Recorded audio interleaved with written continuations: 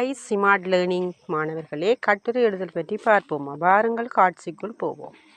கப்பல் ஒன்று கடலில் செல்ல ஆயத்தமாகின்றது. பாருங்கள் மாணவர்களே, கப்பல் ஒன்று கடலில் செல்ல ஆயத்தமாகின்றது. அடுத்த வாக்கியம், அழகிய நீல வானத்துடன் கடல் காணப்படுகிறது. அழகிய நீல வானத்துடன் கடல் காணப்படுகிறது. மூன்றாவது வாக்கியம், கப்பலுக்குள் பல பயணிகள் பயணிக்க தயாராகின்றனர். கப்பலுக்குள் பல பயணிகள் பயணிக்க தயாராகின்றனர். பார்த்தீர்களா மாணவர்களே? தெளிவாக விளங்கிக் கொண்டு இன்னும் ஒரு கட்டுரை பகுதியில் சந்திப்போம்.